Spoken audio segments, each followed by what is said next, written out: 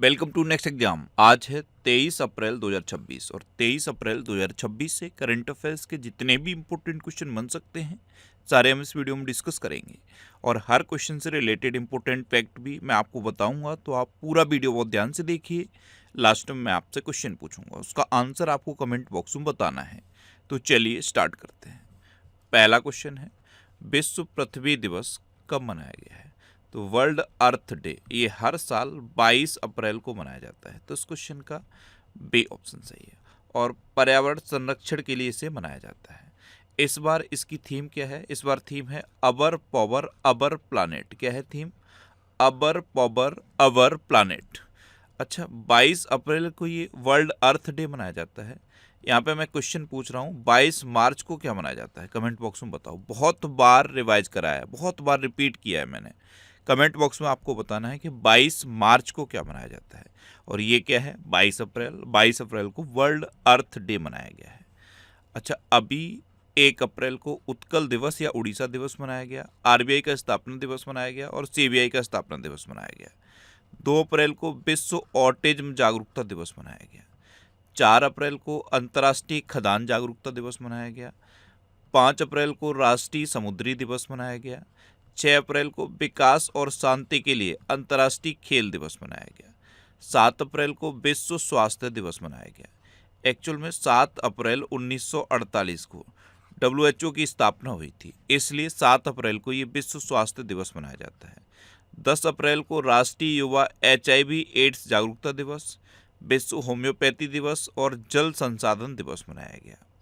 अच्छा, 11 अप्रैल को राष्ट्रीय सुरक्षित मातृत्व दिवस मनाया गया। 11 अप्रैल को मनाया जाता है राष्ट्रीय सुरक्षित मातृत्व दिवस और 11 जुलाई को क्या मनाया जाता है? विश्व जनसंख्या दिवस। अच्छा, 12 अप्रैल को अंतर्राष्ट्रीय मानव अंतरिक्ष उड़ान दिवस मनाया गया। 13 अप्रैल को सियाचिन दिवस और जलियांवाला बाग नरसंहार दिवस मनाया गया।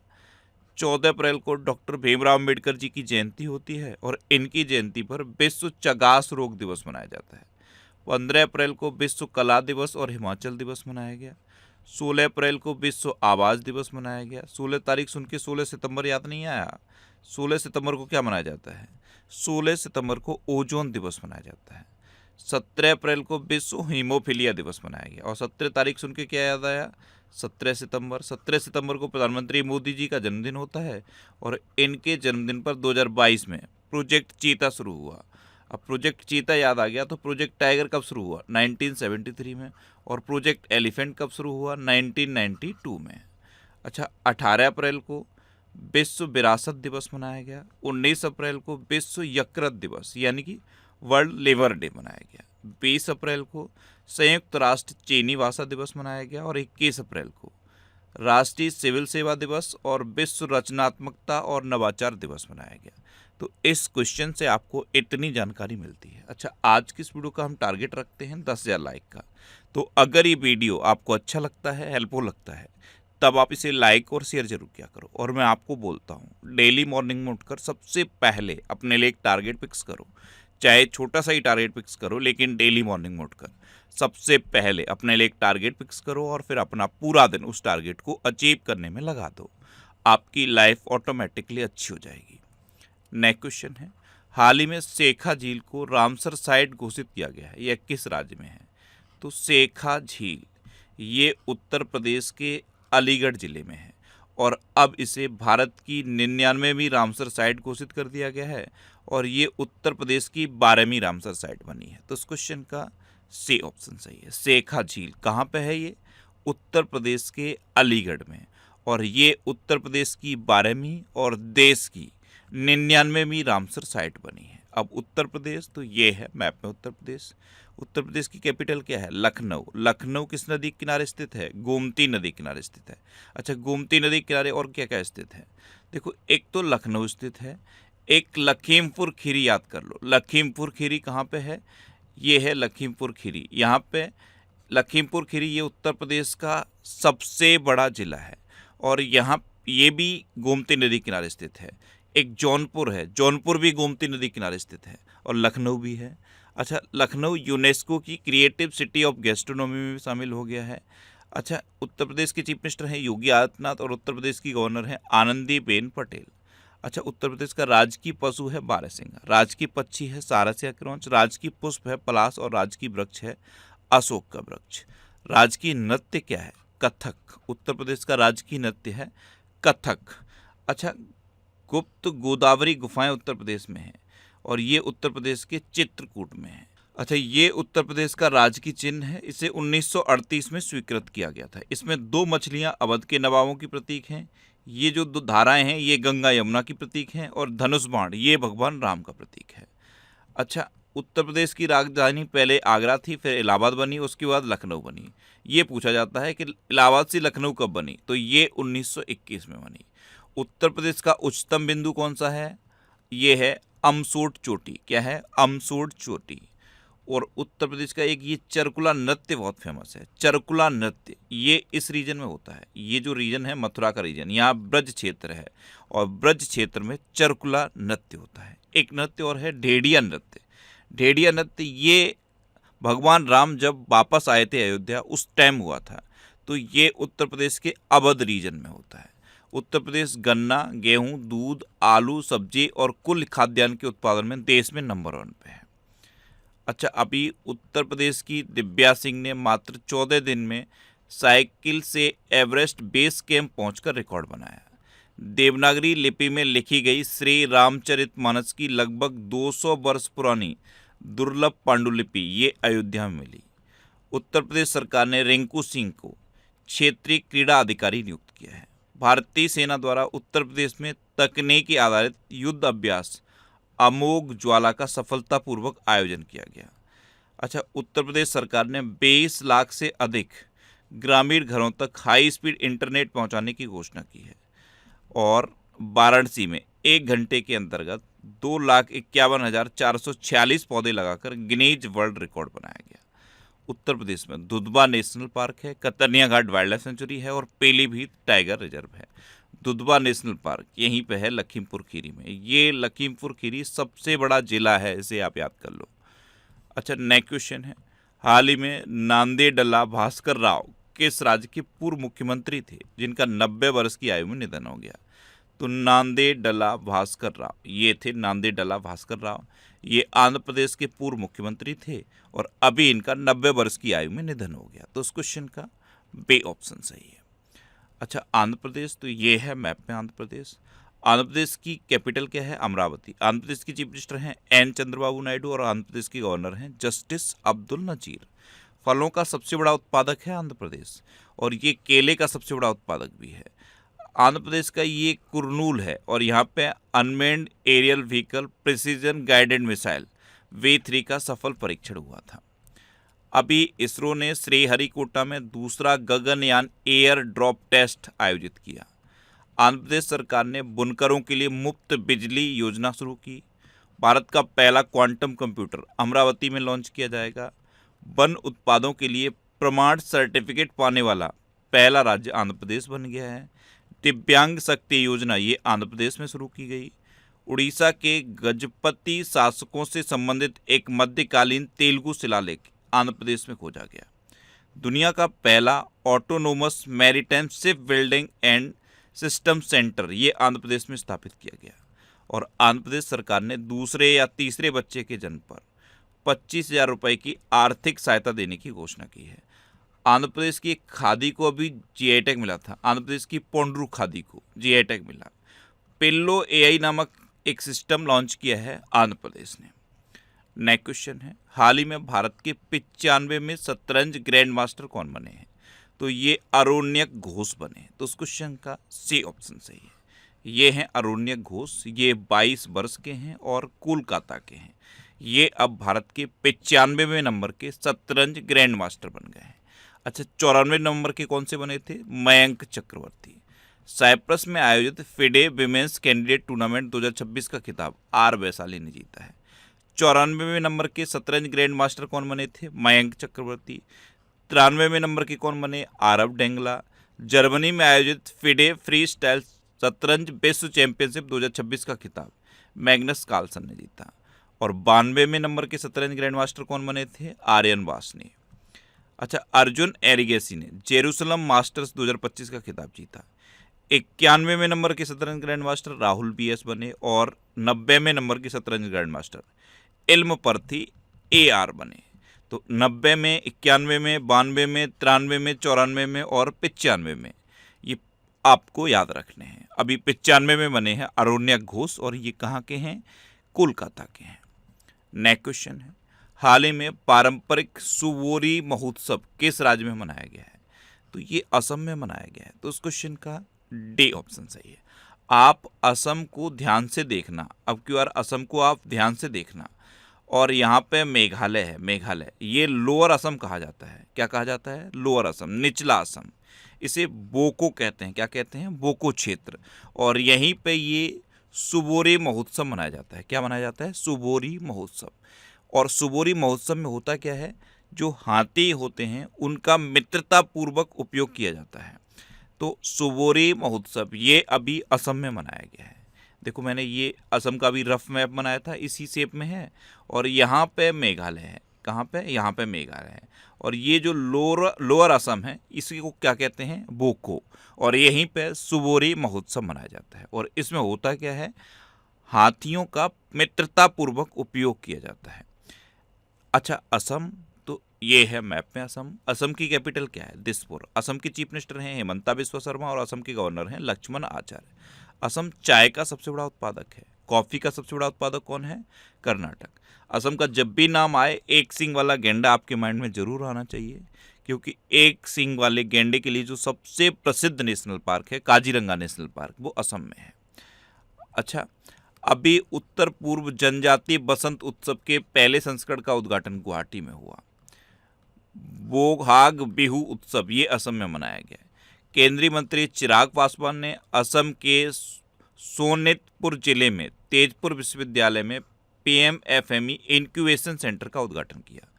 असम ने GI टैग वाले कार्बी आंगलोंग अदरक की पहली खेप लंदन को निर्यात की।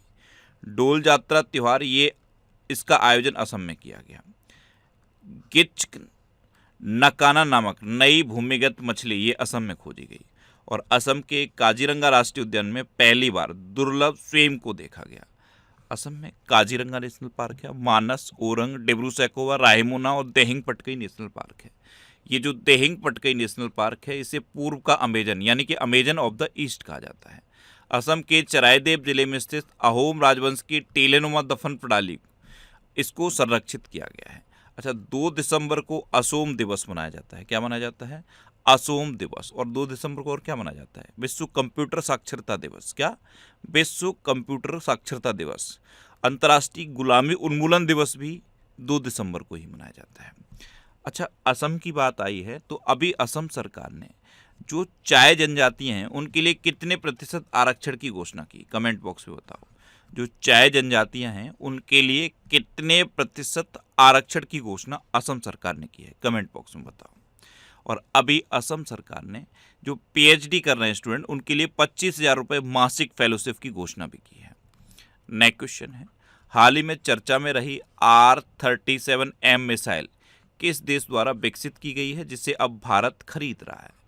तो R-37M मिसाइल ये रूस के द्वारा विकसित की गई है और अब भारत इसे खरीद रहा है। तो इस क्वेश्चन का बी ऑप्शन सही है। अब रूस, तो ये है मैप में रूस। रूस की कैपिटल क्या है? मॉस्को। रूस की करेंसी है रशियन रूबल और रूस के प्रेसिडेंट हैं व्लादिमीर पुतिन। देखो 6 जून को रशियन भाषा दिवस मनाया जाता है, 12 जून को रूस दिवस मनाया जाता है और 27 जुलाई को रूसी नौसेना दिवस मनाया जाता है। ये जो रीजन दिख रहा है ये यहाँ पे कलमेकिया है। क्या है? कलमेकिया। और कलमेकिया में अभी भगवान बुद्ध के पवित्र अवशेष प्रदर्शित किए गए थे जो भारत से गए थे। तो याद रखना, रूस में कलमेकिया है और कलमेकिया में भगवान बुद्ध के पवित्र अवशेष प्रदर्शित किए गए जो भारत से गए थे। अच्छा, अभी मैक्स सोशल मीडिया ऐप रूस के द्वारा लॉन्च किया गया।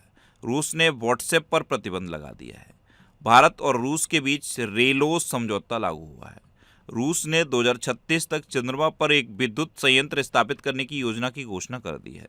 रूस इंटरनेशनल बिग कैट अलायंस का 19वां सदस्य बन गया है। रूस के सबसे बड़े बैंक सर्ब बैंक ने भारत में अपनी शाखाएं यानी कि ब्रांचेज बढ़ाने की घोषणा की है। रूस को अफ्रीका में पहला नौसेना बेस स्थापित करने का ऑफर मिला है और रूस ने अपनी नई परमाणु पनडुब्बी खबरोवस्क को लॉन्च किया। अच्छा, रूस में उरल के पहाड़ हैं, लेक बैकाल है और माउंट एल्बरस है। नेक्स्ट क्वेश्चन है, हाल ही में असम रणजी क्रिकेट टीम का नया मुख्य कोच किसे नियुक्त किया गया? तो ये किरण पवार को नियुक्त किया गया। तो उस क्वेश्चन का सी ऑप्शन सही है, ये किरण पवार हैं। भारतीय क्रिकेटर रमेश पवार याद हैं? रमेश पवार के ये बड़े भाई हैं किरण पवार, और अब इनको असम रणजी क्रिकेट टीम का नया मुख्य कोच नियुक्त किया गया है। अच्छा, ये मार्च 2026 के टॉप 100 करंट अफेयर्स के क्वेश्चन का वीडियो है और ये वीडियो आपको यूट्यूब पर फैक्ट स्टडी चैनल पे मिल जाएगा। तो यूट्यूब पर फैक्ट स्टडी सर्च करके आप इस वीडियो को देख सकते हो। नेक्स्ट क्वेश्चन है, हाल ही में कैलमारिया गारोएंसिस नामक सांप की नई प्रजाति किस राज्य में खोजी गई? तो ये मेघालय में खोजी गई। तो उस क्वेश्चन का सी ऑप्शन सही है। अभी मेघालय बताया था, असम के लोअर पार्ट में आप देखोगे तो मेघालय दिखेगा। देखो, ये है मेघालय, ये ऊपर असम है और ये मेघालय है। मेघालय कैपिटल है शिलोंग। मेघालय के चीफ मिनिस्टर हैं कॉनराड संगमा और मेघालय गवर्नर हैं CH विजयशंकर।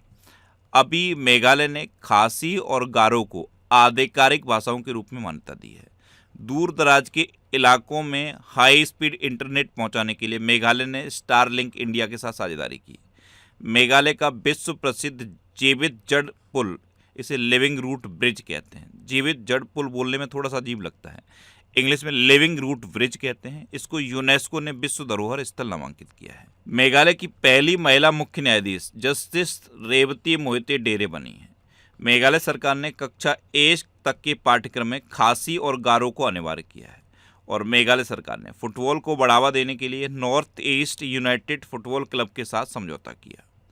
नेक्स्ट क्वेश्चन है, हाल ही में डेसमंड मॉरिस किस देश के प्रसिद्ध अर्थशास्त्री थे जिनका 90 वर्ष की आयु में निधन हो गया?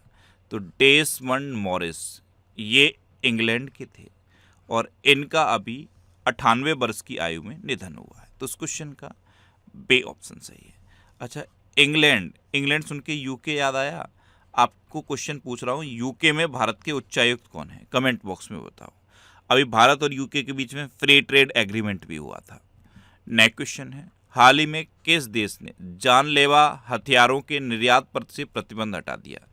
तो जो सेकेंड वर्ल्ड वॉर हुआ था ना, उसमें सबसे ज़्यादा लॉस किसका हुआ था? जापान का। और जापान ने अब जानलेवा हथियारों के निर्यात से प्रतिबंध हटा दिया है। एक्चुअल में है क्या, जापान के पड़ोसी कौन है? चीन और नॉर्थ कोरिया। ये दोनों अपनी पावर को लगातार बढ़ा रहे हैं और कुछ न कुछ ऐसी हरकत करते रहते हैं जिससे कि जापान को इनसिक्योरिटी फील होती है। तो जापान ने अब दशकों के बाद जानलेवा हथियारों के निर्यात पर से प्रतिबंध हटा दिया है। तो इस क्वेश्चन का ए ऑप्शन सही है। अब जापान ने हटाया है तो ये है मैप में जापान की कैपिटल है टोक्यो, जापान की करेंसी है येन और जापान की प्राइम मिनिस्टर है साने ताकाइची। ये साने ताकाइची हैं और ये जापान की पहली महिला प्रधानमंत्री हैं। अच्छा, जापान में भारत के राजदूत कौन हैं? सिबी जॉर्ज। अभी जापान ने विश्व का पहला ड्यूअल बैंड इंफ्रारेड सेंसर विकसित किया। जापान ने पार्किंसंस और हार्ट फेलियर के लिए विश्व के पहले iPS स्टेम सेल उपचारों को मंजूरी दी। भारत और जापान के बीच संयुक्त सैन्य अभ्यास धर्म गार्जियन ये उत्तराखंड में हुआ। भारत और जापान ने समुद्री प्रदूषण नियंत्रण को लेकर एक संयुक्त अभ्यास किया। भारत जापान को पीछे छोड़कर विश्व की चौथी सबसे बड़ी अर्थव्यवस्था बना। जापान ने गहरे समुद्र तल से दुर्लभ खनिज युक्त मिट्टी के खनन का परीक्षण करने की योजना की घोषणा की। और संयुक्त हवाई अभ्यास वीर गार्जियन 2025 ये भारत और जापान के बीच हुआ। अच्छा, ये करंट अफेयर्स की बुक है, इसका ये 11th एडिशन है। 11th एडिशन हिंदी और इंग्लिश दोनों लैंग्वेज में अवेलेबल है। आप जिस भी लैंग्वेज में कंफर्टेबल हो उस लैंग्वेज की बुक को पढ़ सकते हो। इसके अलावा ये यूपी पुलिस के कांस्टेबल के एग्जाम के लिए और ये लेखपाल के एग्जाम के लिए बुक्स हैं। ये सारी बुक्स आपको आपके सिटी में मिल जाएंगी। ये जो सिटीज़ की लिस्ट दी है ना, इस लिस्ट में आप अपने सिटी का नाम देखो और आपके सिटी के नाम के आगे जिस भी बुक शॉप का नाम दिया है आप उस पर कॉन्टैक्ट करो, आपको ये बुक्स मिल जाएंगी। वैसे ही ये बुक्स आपको अमेजन और फ्लिपकार्ट भी मिल जाएंगी, तो आप इनको ऑनलाइन भी ले सकते हो। नेक्स्ट क्वेश्चन है, हाल ही में यूके में आयोजित विश्व जलवायु नेता सम्मेलन में ग्लोबल ग्रीन आइकन किसे सम्मानित किया गया है? ग्लोबल ग्रीन आइकन से अभी संतोष कुमार को सम्मानित किया गया। ये पूर्व राज्यसभा सांसद हैं जोगिनपल्ली संतोष कुमार, इनको अभी सम्मानित किया गया है। तो इस क्वेश्चन का सी ऑप्शन सही है। अच्छा, अभी मिस इंडिया वर्ल्ड 2026 का खिताब साध्वी सतीश सैल ने जीता। Doctor C.H. श्रीनिवास राव को हैदराबाद में प्रतिष्ठित प्रोफेसर M.S. स्वामीनाथन पुरस्कार 2026 प्राप्त हुआ। Harvard south Asian person of the year award 2026 से सयानी गुप्ता को सम्मानित किया गया।